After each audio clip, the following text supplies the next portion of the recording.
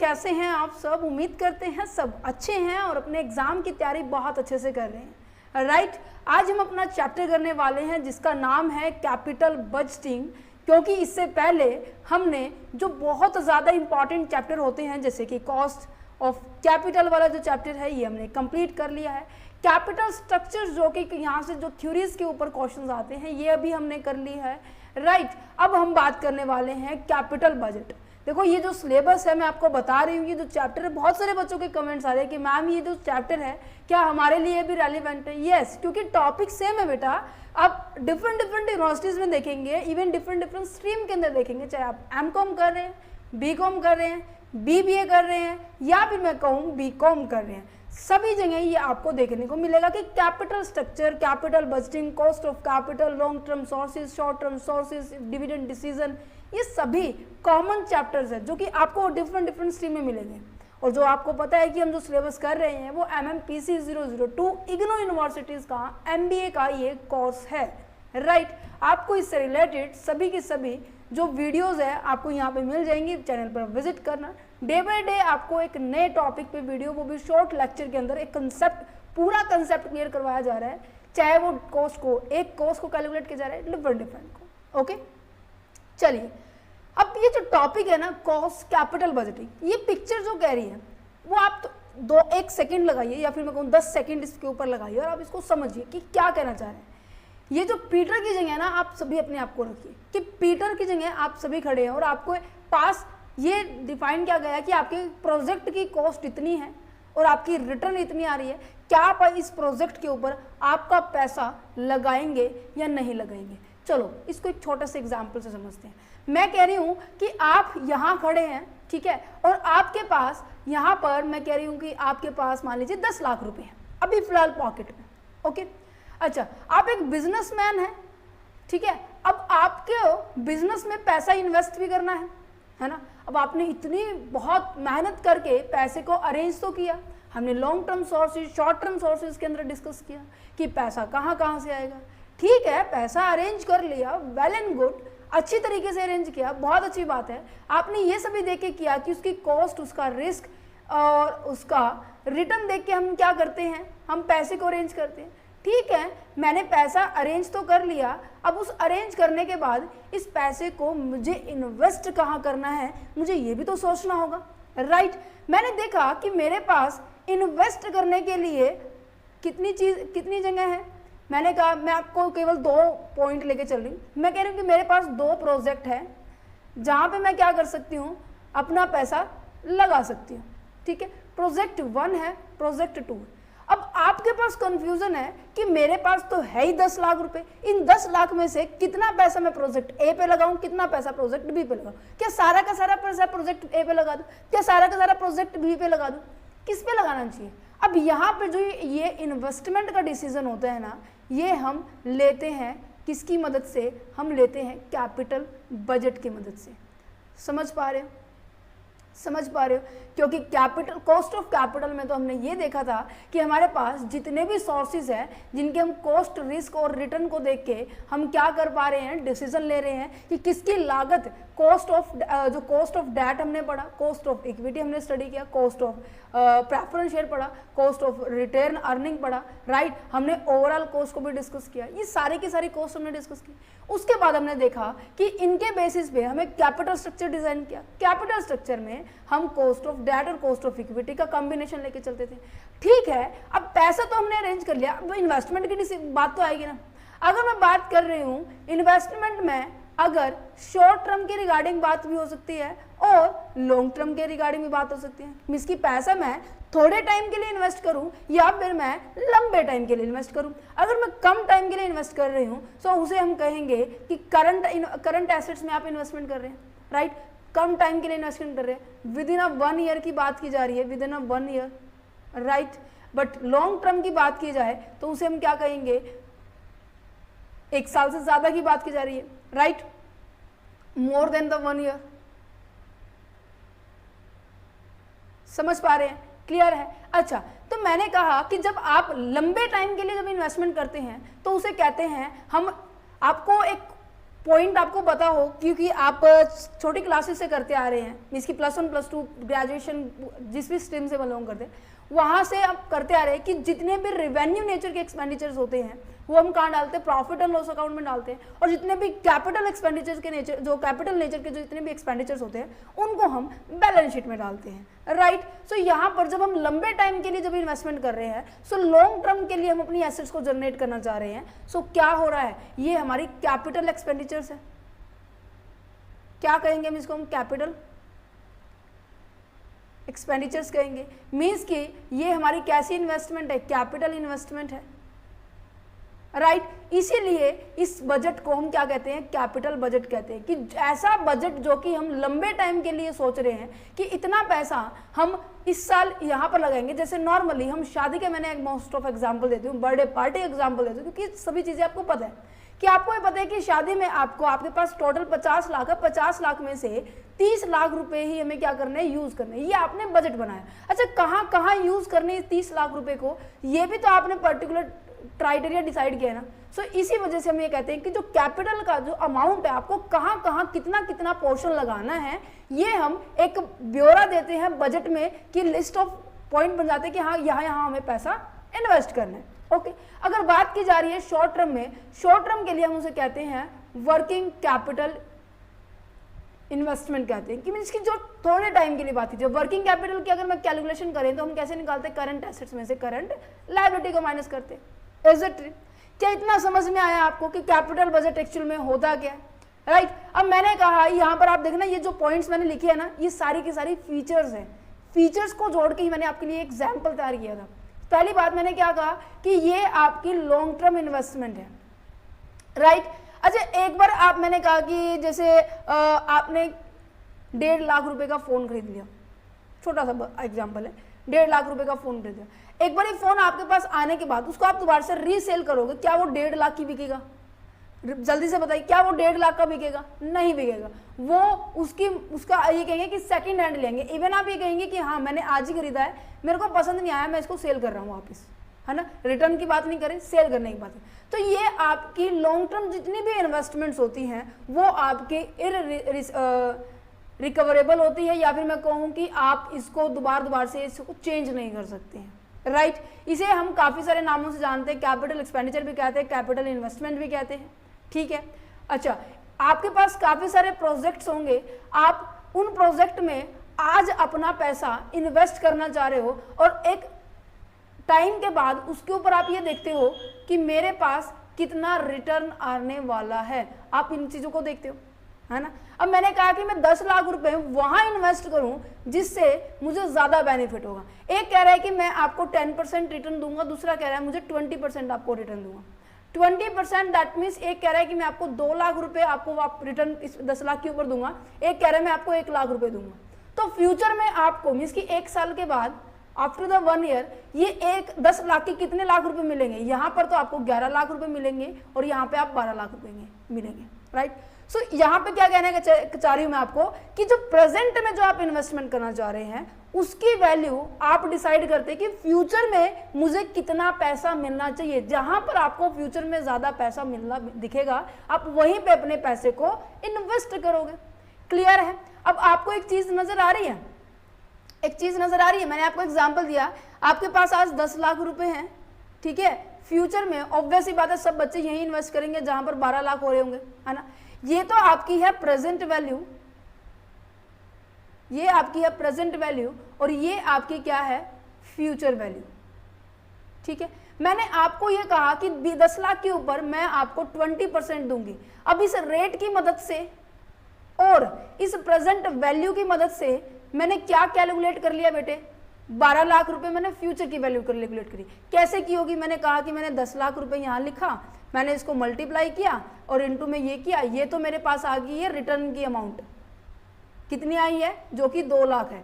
2 लाख में मैंने प्लस किया है 10 लाख, है ना। तो क्या ये 10 लाख आपकी क्या है? प्रेजेंट वैल्यू है, प्रेजेंट वैल्यू। और ये कैसे निकला है? ध्यान से समझना, ये बहुत ज्यादा इंपॉर्टेंट है। कभी सोचो कि हाँ नहीं ये मैम ऐसे बता रही है, नहीं, क्योंकि आपके पास ना कैपिटल बजटिंग में 2 तरीके के मेथड है। एक तो डिस्काउंटेड वैल्यू, एक नॉन डिस्काउंटेड। इस टॉपिक को क्लियर कर समझने के लिए आपको पहले एग्जाम्पल समझना होगा। ओके अब मैंने कहा ये आपकी प्रेजेंट वैल्यू है, ये कैसे निकला है, आपने प्रेजेंट वैल्यू से मल्टीप्लाई किया आपकी जो रेट थी, ठीक है, और इनटू में 100 किया, ये आपकी 1 साल की थी तो आपने टाइम के साथ मल्टीप्लाई नहीं किया, ठीक है, ये आपका बन गया है दिस वन।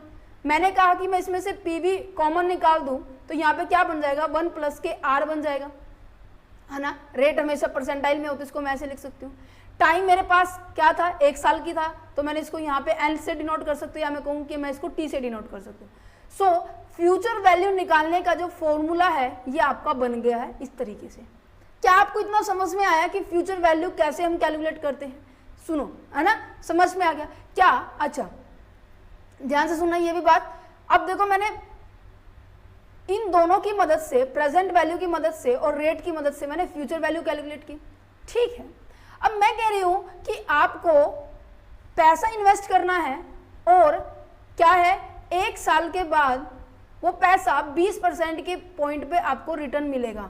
आपने कहा कितना पैसा मिलेगा? मैंने कहा आपको 12 लाख रुपए मिलेंगे। अच्छा, फिर आपके दिमाग में ये क्वेश्चन है, ठीक है 1 साल के बाद मुझे 12 लाख रुपए मिल रहे हैं, तो आप ये सोचेंगे कि इस 12 लाख के लिए मुझे आज कितना इन्वेस्ट करना होगा। क्वेश्चन ये उठता है, दैट मीन्स आज मुझे कितना इन्वेस्ट करना होगा हम ये भी कैलकुलेट कर सकते हैं। कैसे कैलकुलेट करेंगे? इस फॉर्मूले को एडजस्ट कर दो। अब मेरे को फ्यूचर वैल्यू पता है, राइट, अब मुझे रेट पता है, क्या मैं प्रेजेंट वैल्यू निकाल सकती हूँ? प्रेजेंट वैल्यू निकाल सकती हूँ। अब देखो फ्यूचर में वैल्यू बढ़ के ही मिलेगी, राइट, तो इसीलिए क्या होती है, ये कंपाउंडेड होती है, ठीक है। अगर मैं कहूं कि मुझे फ्यूचर से पीछे आना है, प्रेजेंट में आना है, मींस कि मुझे पता है कि 1 साल के बाद मुझे 12 लाख रुपए मिलेंगे, सो आज मुझे कितना देना होगा उसको। सो ऑब्वियस सी बात है मुझे ये थोड़ा सा कम अमाउंट मिलेगी, है ना, जिसे हम कहेंगे डिस्काउंटेड वैल्यू। अब ये डिस्काउंटेड वैल्यू को कैसे कैलकुलेट करेंगे, या मैं कहूं कि प्रेजेंट वैल्यू को कैसे कैलकुलेट करेंगे, सो कैसे निकलेगा ये? अब देखो मेरे पास फॉर्मूला ये था, ठीक है, मैं इसको एडजस्ट कर रही हूँ, is equal to PV 1 plus के R की वैल्यू n, ठीक है। अब मुझे PV निकालना है ना, तो PV को उधर ले जाऊं, चलो नहीं, इसको यहीं रहने देते, इसको इधर लेके चले जाते हैं, क्योंकि मुझे फिर इस केस में ज़्यादा मेहनत करनी पड़ेगी, है ना, सो आपको कम मेहनत करनी है।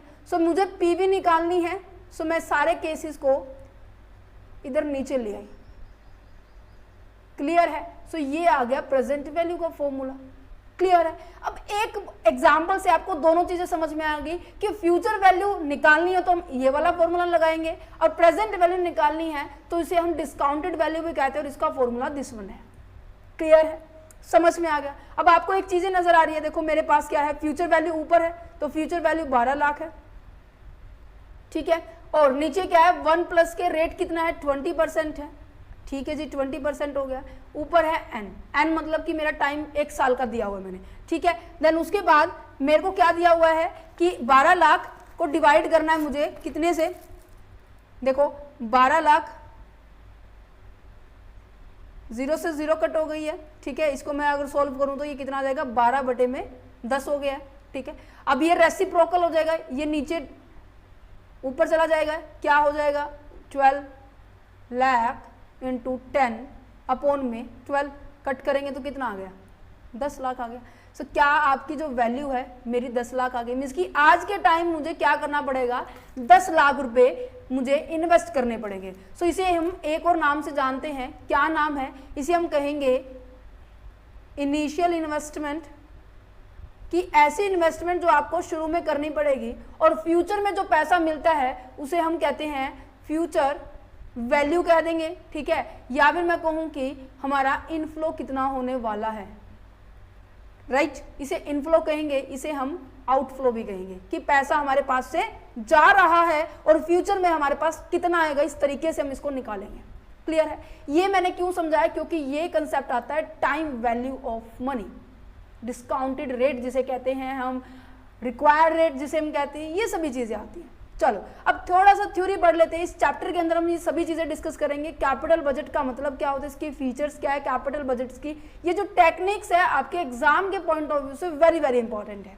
ओके, पे बैक पीरियड मेथड क्या होता है, ठीक है, ये आगे टेक्निक्स आ रही है, ARR की जो वैल्यू बात की जाती है कैसे कैलकुलेट करते हैं, ये आपकी ट्रेडिशनल अप्रोच है और ये तीनों की तीनों आपकी क्या है, मॉडर्न अप्रोच है। क्लियर है जी? अच्छा, समझते हैं कैपिटल बजट का मतलब जो भी मैंने आपको समझाया है। The most important function of the financial management is not only the procurement of the external funds for the business but also to the make the efficient allocation of this fund.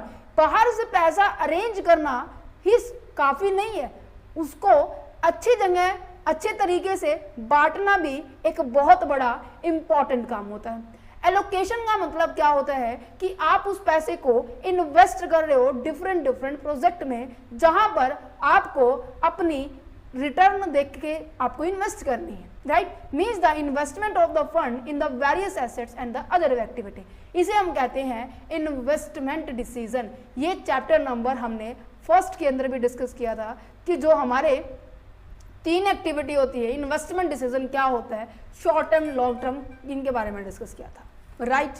Clear है? अच्छा, investment decision को हम 2 parts में categorise करते हैं। This is the first part is a short term assets के अंदर investment करना, second part is the long term assets के अंदर इन्वेस्टमेंट करना।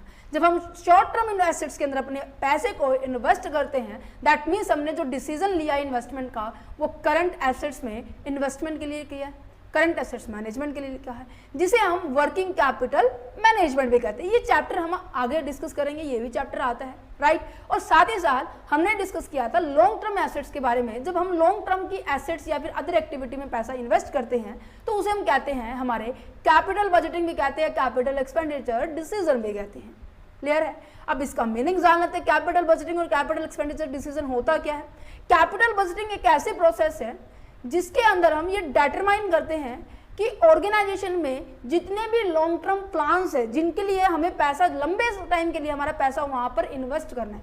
अब देखो, मैंने कहा कि मैंने अपनी PPF करवाई है, ठीक है, या फिर मैं कहूँ मैंने अपनी फिक्स्ड डिपॉजिट जो ये होती है FDI करवाई है, ठीक है, इनमें पैसा लगाया है। अब मैंने पैसा तो लगा दिया, 5 साल के लिए मेरा पैसा रुका रहेगा, राइट। अब 5 साल के लिए पैसा रुका रहेगा, मेरा पैसा मैं वहां से नहीं निकाल सकती, है ना। अब मैंने क्या कहा कि ऐसी प्रोसेस होगी जहां पर मेरा पैसा मुझे वापस नहीं मिलने वाला, राइट। ये मैं क्यों कर रही हूं? अब कोई भी बिजनेस में लॉन्ग टर्म इन्वेस्टमेंट कब होती है? अब हमने ये जो कंसेप्चुअल स्टडी पॉइंट की टीम के साथ साथ एक क्वेश्चन पेपर की भी टीम बनाई है। पता है आप सभी को, ये जो चैनल है क्वेश्चन पेपर, यहाँ आपको सभी क्वेश्चन पेपर मिल जाएंगे due to the network issue, I hope, right. तो ये क्वेश्चन पेपर की जो चैनल है, यहाँ पे आप देख पा रहे होंगे 4A18 जो है, जो वीडियोस ऑलरेडी आ चुकी है। साथ ही साथ यहाँ पे भी आप देख सकते हैं रेगुलर बेसिस पे आपको कोई ना कोई टॉपिक आपको जरूर पढ़ाया जा रहा है। सो इसके लिए हमारा कोई ना कोई प्रोजेक्ट तो लगा होगा ना, एक सेकेंड, हमारा कोई ना कोई पैसा तो लगा होगा ना, कोई ना कोई नहीं, ज्यादा पैसा लगा होगा। अब हमने कहीं ना कहीं हमने इस पे पैसा इन्वेस्ट किया है, किस लिए किया? हमारे बिजनेस को एक्सपेंड करने के लिए, या फिर मैं कहूँ कि हमारे बिजनेस में मॉडर्नाइजेशन करने के लिए, या फिर मैं कहूँ कि मैंने अपना, जैसे पहले हमारे दूसरे इक्विपमेंट होते थे, अलग इक्विपमेंट थे पढ़ाने के, अब हमारा डिजिटलाइजेशन हो रहा है, दूसरा तरीका आ रहा है। हमने क्या किया है, अपनी जो लॉन्ग टर्म की जो एसेट्स थी उनको रिप्लेस करने के लिए इन्वेस्टमेंट की जाती है, कैपिटल एक्सपेंडिचर किया जाता है, कैपिटल बजट बनाया जाता है, या फिर कोई नया मशीनरी या फिर मैं कहूँ कोई भी प्लांट को एक्विजिशन करने के लिए, परचेज करने के लिए करते हैं, हमारे बिजनेस को एक्सपेंशन करने के लिए करते हैं, मॉडर्नाइजेशन करने के लिए करते हैं। इन सभी तरीके चीज़ों के लिए हम कैपिटल बजट बनाते हैं कि हाँ इतना पैसा अब की बार हमारा यहाँ पे बनने वाला है। अच्छा, हमारे पास डिफरेंट प्रोजेक्ट होते हैं कि जैसे कि मैं कहूँ कि आपको क्या है, जैसे आपको फाइनेंशियल मैनेजमेंट की बुक खरीदनी है, आपके पास काफी सारी पब्लिकेशन है, आपके पास कल्याणी की भी है, आपके पास वीके पब्लिकेशन भी है, आपके पास साहित्य पब्लिकेशन भी है, आपके पास काफी सारी पब्लिकेशन है, राइट। उनमें से आपने बेस्ट सेलेक्ट करना है। कैसे सेलेक्ट करोगे, किसको रिजेक्ट करोगे, किसको एक्सेप्ट करोगे, यही हम कैपिटल बजटिंग में पढ़ेंगे कि आपके पास जो जो प्रोजेक्ट होंगे उसमें आपको किसको एक्सेप्ट करना है, किसको रिजेक्ट करना है, ये बात की जाएगी। और इसको एक्सेप्ट और रिजेक्ट करने के लिए आपके पास काफी सारी टेक्निक्स दी गई है। ओके, अब आपको इन ये लाइन के अंदर समझ में आ गया कि जो कैपिटल बजटिंग एक ऐसा प्रोसेस है जो कि लॉन्ग टर्म इन्वेस्टमेंट के लिए होता है, ठीक है। हम नॉन करंट एसेट्स को क्या करते हैं, परचेज करते हैं, चाहे वो बिल्डिंग है, चाहे वो प्लांट है, चाहे वो मशीनरी है, और ये ऐसे एक्सपेंडिचर्स होते हैं जो कि हमारे बिजनेस में या तो एडिशन कर देते हैं, वैल्यू को बढ़ा देते हैं, या फिर हमारे बिजनेस को एक्सपेंशन कर देते हैं, या फिर मैं कहूँगी डाइवर्सिफिकेशन हो जाता है, हमारे बिजनेस का एक्सपेंशन बहुत ज़्यादा लेवल पे हो जाता है। और ये ऐसे इन्वेस्टमेंट होते हैं जिसको हम रिप्लेसमेंट नहीं कर सकते हैं, ठीक है, एक बार कर दी तो कर दी, ओके। अब देखो ऐसा क्यों बोला गया है कि रिप्लेसमेंट नहीं होती, क्योंकि इसका कारण यही है कि ये ह्यूज अमाउंट होती है, ह्यूज इन्वेस्टमेंट करते हैं। ये नहीं है कि 10-20 रुपए की इन्वेस्टमेंट करती, नहीं, यहाँ पर लाखों करोड़ों रुपए की एकदम से इन्वेस्टमेंट होती है, ठीक है। दैट्स अ रीजन, इसे हम क्या कहते हैं, इररिवर्सिबल इन अ नेचर होता है ये, ठीक है। अच्छा, ऐसा एक्सपेंडिचर्स, ऐसे खर्चे जो हम पहले ही कर देते हैं और जिसकी लागत अब हम फ्यूचर में कम बढ़ा नहीं सकते, उसे क्या कहते हैं, उसी खर्चे को हम क्या कहते हैं, संक कॉस्ट ही कहते हैं ना, राइट।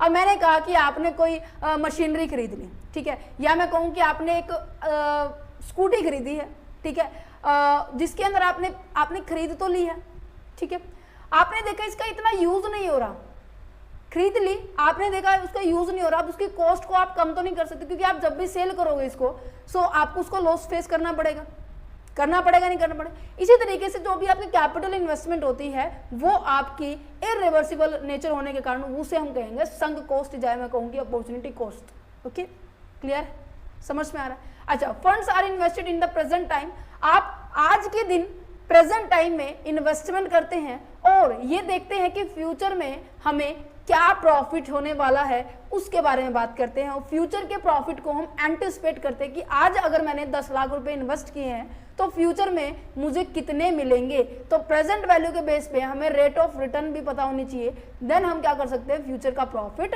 कैलकुलेट कर सकते हैं। अगर फ्यूचर का प्रॉफिट गिवन है तो हम पीछे कैसे जा सकते हैं, हमें रेट ऑफ रिटर्न पता होना चाहिए कि कितनी वैल्यू से हमारी वैल्यू कम हो रही है, ओके। अच्छा, capital budgeting decision involve a high degree of the risk because of future benefit are not certain. जो कैपिटल बजटिंग होती है ना, बजट जो बनाते हैं वो इसीलिए बनाते हैं कि जो फ्यूचर में जितनी भी हर्डल्स आने वाली है, फ्यूचर में जितनी भी आपको प्रॉब्लम आने वाली है, उनसे आप थोड़ा सा रिलीफ कर पाएं। और आपको ही पता है जो फ्यूचर जो होता है हमारा अनसर्टेन होता है, तो रिस्क भी कैसा होगा हमारा, उसी के हिसाब से ज़्यादा होगा। सो दैट्स द रीजन जो कैपिटल बजटिंग होती है, यहाँ पर जो डिसीजन लिए जाते हैं, अब देखो आपके पास 2 प्रोजेक्ट थे, 11 लाख दे रहा है, 12 लाख दे रहा है, तो रिस्क भी उतना ही ज़्यादा होगा जैसे जैसे रिटर्न ज़्यादा होगा, ठीक है। अच्छा, it to evaluate the relative worth of the capital project and ensure the selection of the most profitable project of the, आप क्या करेंगे, आपके पास काफ़ी सारे प्रोजेक्ट्स होंगे, उनकी आपको वर्थ कैलकुलेट करने, उनकी आपको रिटर्न कैलकुलेट करने कि कौन सा प्रोजेक्ट हमारे लिए ज्यादा प्रॉफिटेबल है, आप उसी को क्या करने वाले हैं, सेलेक्ट करने वाले हैं, क्लियर है। अच्छा, to provide the cash need for the fulfilment of the capital project to make the cost benefit analysis in term of the cash flow. पता है क्या कह रहे हैं कि आपको यह भी बताते हैं कि आपके प्रोजेक्ट को कितना पैसा चाहिए। माना आपके पास 10 लाख है, बट आपके प्रोजेक्ट को भाई मान लीजिए 15 लाख चाहिए, या फिर ऐसा भी हो सकता है आपके प्रोजेक्ट को 8 लाख चाहिए।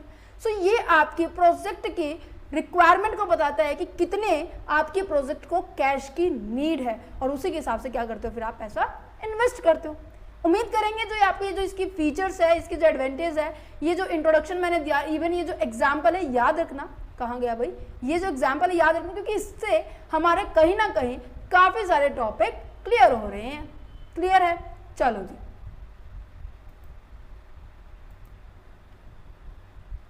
चलिए तो अब बढ़ते हैं हमारे टेक्निक्स के ऊपर कि टेक्निक्स क्या कहती है हमारी। ओके, देखो आपके पास जो टेक्निक है ना, ये 2 तरह की टेक्निक है, ट्रेडिशनल जिसे हम कहेंगे, या फिर मैं कहूँ कि नॉन डिस्काउंटेड। एक आती है हमारी की time adjustment and discounted cash flow. पता है क्या दोनों में फर्क है? एक कहता है कि जो जैसे जैसे समय बढ़ता जा रहा है आपके पैसे की वैल्यू घटती जा रही है। एक कहता है कि नहीं, ऐसा कुछ नहीं होता। एक कहता है ठीक है, ऐसा होता है। दैट मीन्स एक तो क्या करता है, टाइम वैल्यू ऑफ मनी को कंसीडर करता है, दूसरा ये कह रहा है कि मैं कंसीडर नहीं करता। अब ये टाइम वैल्यू ऑफ मनी क्या होती है, इस पूरे प्रोजेक्ट को समझने से पहले हम पहले टाइम वैल्यू ऑफ मनी को समझेंगे। ठीक है, टाइम वैल्यू ऑफ मनी क्या होती है। चलो देखो, यहां पर मैं आपको एक एग्जांपल दूं। मान लीजिए आपका बर्थडे है आज, ठीक है, आपका बर्थडे है आज, ठीक है, और आपके दादाजी आपको ऑफर कर रहे हैं एक गिफ्ट, और गिफ्ट का ऑफर दो ऑप्शन है आपके पास। एक तो आपके दादाजी कह रहे हैं कि या तो आज ही मेरे से 75,000 रुपये ले ले, ठीक है, या फिर मैं तुम्हें अगले साल 1 लाख रुपए दूंगा। आप इनमें से कौन सा गिफ्ट लेना चाहेंगे? आप मुझे जरा सोच के बताइए कि आप इनमें से कौन सा गिफ्ट लेना चाहेंगे। ऑब्वियस है, मेरे हिसाब से मोस्ट ऑफ स्टूडेंट्स ने ये कहा होगा कि मैम हम आज के दिन ही 75,000 लेना ज्यादा पसंद करेंगे। ऐसा क्यों कहा होगा आपने? क्योंकि आप अगर आज आपको ये मिल गया, ठीक है, आप इस पैसे को कहीं और इन्वेस्ट कर सकते हो और इस इन्वेस्टमेंट के ऊपर आप रिटर्न ले सकते हो। पहली बात तो ये है, राइट। और दूसरा, समय के साथ साथ जो आज आपको 75,000 रुपये मिलेंगे, ठीक है, और अगले साल जो आपको 1 लाख रुपए मिलेंगे, तो आज के टाइम में जो आपको 75,000 मिल रहा है ना, इसकी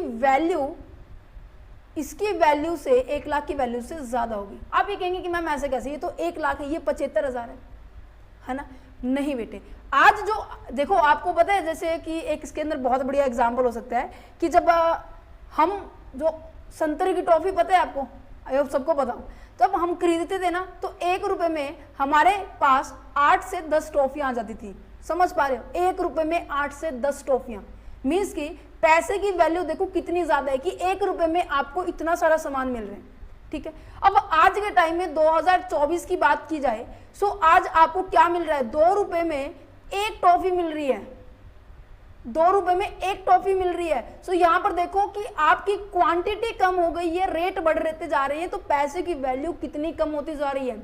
जो पहले सामान आप 5 रुपए किलो ले लेते थे, जैसे कि वेजिटेबल्स का अगर मैं एग्जांपल लूं, जैसे कि कुकुम्बर्स हो गया, ठीक है, कैलीफ्लावर्स हो गया, मीन्स कि ये सारी चीजें जो वेजिटेबल्स है, इन सब का जो रेट आज के टाइम में कितना हो गया? 5 से 20 हो गया है। हम जब लेके आते थे ना 5 रुपए किलो टमाटर ले आए, 5 रुपए किलो खीरा लेके आए, ये सभी चीजें होती थी। बट आज क्या है, वो 5 के बजाय कितने के हो गए? 20, 25, 30, है ना। पहले जो धनिया की जो जुट्टी कहते हैं ना, हमारे यहाँ जुट्टी कहते हैं, जैसे कि गठड़ी बोलते हैं जिसको, वो 1-2 रुपए की होती थी, बट आज तो वो 20 से 25 रुपए की हो गई है। आप देख पा रहे हो कितना ज्यादा इन्फ्लेशन हो गया है, मीन्स की महंगाई के बढ़ने के साथ साथ हमारा जो है पैसे की वैल्यू क्या हो रही है? कम होती जा रही है। क्लियर है? एक और एग्जांपल देती हूँ मैं आपको। पहले अगर आपको $1 लेना होता था तो आपको 50 या फिर मैं कहूँगी 67, तो मैंने भी देखा है, $1 67 में मिलता था, ठीक है। आई होप 2015, 16, 17 की बात है ये। बट आज $1 85 रुपीज का हो गया। मीन्स कि आपकी पॉकेट से इंडियन रुपीस कितने जाने वाले हैं? 85 जाने वाले हैं। और किसके लिए? केवल $1 को लेने के लिए। तो यहाँ पर डॉलर की वैल्यू क्या हो रही है? बढ़ती जा रही है डे बाय डे, बट हमारे इंडियन रुपीस की वैल्यू क्या हो रही है? घटती जा रही है। रीजन यही है कि हमारा जो है इन्फ्लेशन, महंगाई का कारण सबसे है, और दूसरा हमारे पास जैसे जैसे हम आगे बढ़ रहे हैं, हमें भी नहीं पता फ्यूचर हमारा कैसा है। फ्यूचर हमारा अनसर्टेन है, राइट। फ्यूचर हमारा अनसर्टेन है। आप देखेंगे कि किसी प्रोडक्ट की वैल्यू एकदम से इतनी बढ़ जाती है, किसी प्रोडक्ट की वैल्यू एकदम से कम हो जाती है ना। तो इसे कहेंगे इन्फ्लेशन डिफ्लेशन। तो हमारी जो फ्यूचर जो है हमारा टोटली अनप्रिडिक्ट है। दैट्स द रीजन जो आज हमें वैल्यू मिलती है, जो आने वाले समय में जो वैल्यू मिलेगी, उसकी वैल्यू से आज की वैल्यू की वर्थ जो होगी वो ज्यादा होगी। क्लियर? समझ में आ रहा है? समझ में आ रहा है? तो यहाँ पे यही लिखा हुआ है कि rupaye today is not equal to the rupaye tomorrow. आज जो आपके पास पैसा है, आने वाले टाइम के पास, मैं कह रही हूँ कि आज जो आपके पास जो 75,000 रुपए हैं, ठीक है, मैं 75 छोड़ो 100 रुपए मान के चल रही हूँ, आज जो आपके पास 100 रुपए हैं, आने वाले 1 साल के बाद जो 100 रुपए होगी ना, उसकी वैल्यू सेम नहीं होगी, बहुत ज्यादा कम होगी। मैं कह रही हूँ कि इसकी वैल्यू मेरे हिसाब से 99-98 रुपए चली गई होगी। मीन्स कि हर साल 2 से 3 रुपए हमारे पैसे की वैल्यू क्या हो रही है? घटती जा रही है। सो इसे कहेंगे टाइम वैल्यू ऑफ मनी। कि टाइम के साथ साथ हम मनी की वैल्यू अगर कैलकुलेट नहीं करेंगे, सो हम रैशनल डिसीजन नहीं ले सकते हैं। क्या इतना समझ में आया? यस, ये जो एग्जाम्पल दिया है ना मैंने, यही है। क्लियर है? सो आपको मैंने कहा कि आने वाले समय में और पीछे आने के लिए आपको 3 चीजों की जरूरत होती है। या तो आपको प्रेजेंट वैल्यू पता होनी चाहिए, या आपको फ्यूचर वैल्यू पता होनी चाहिए, या फिर आपको रेट पता होनी चाहिए। इन तीनों में से अगर आपको कोई भी 2 चीजें पता हैं, सो आप इजिली कोई भी 3rd चीजें निकाल सकते हैं। ये चीजें मैंने आपको यहाँ समझाई थी, देख पा रहे हैं, देखो मैंने आपको ये बताई थी कि आपके पास 10 लाख रुपए हैं और मैंने कहा कि आपको अगर आज के दिन 10 लाख रुपए इन्वेस्ट करेंगे तो आपको ना फ्यूचर में ना 20% रिटर्न मिलेगा। अच्छा 20% है तो हमने निकाला कितने मिल रहा है रिटर्न, हमने निकाला कि हमारा तो 2 लाख बन रहा है, मीन्स की टोटल वैल्यू कितनी होगी है, मेरी टोटल वैल्यू 12 लाख हो गई है। समझा था नहीं समझा था?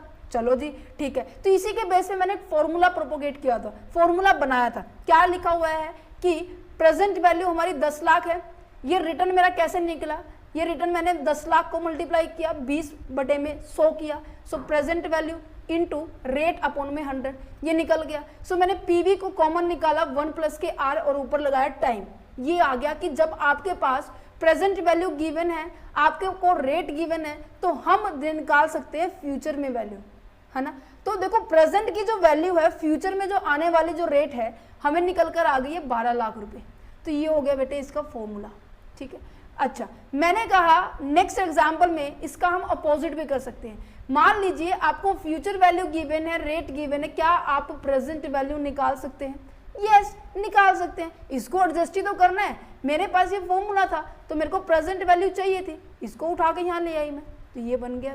तो ये क्या कह रहा है कि क्वेश्चन में आगे यूज होने वाला है कि अगर आपको प्रेजेंट वैल्यू गिवन है सो आप क्या कर सकते हो, फ्यूचर निकाल सकते हो, फ्यूचर गिवन है तो आप प्रेजेंट निकाल सकते हो। इसको हम काफी सारे नामों से जानते हैं। जो प्रेजेंट वैल्यू होती है दैट मीन्स आज जो इन्वेस्टमेंट आप 10 लाख रुपए करने वाले हो तो उसका फ्यूचर में क्या वैल्यू होगी, दैट मीन्स फ्यूचर में हमारे पास रिटर्न आने वाला है, तो उसे हम इनफ्लो के नाम से भी जानते हैं और इसे हम फ्यूचर वैल्यू के नाम से भी जानते हैं।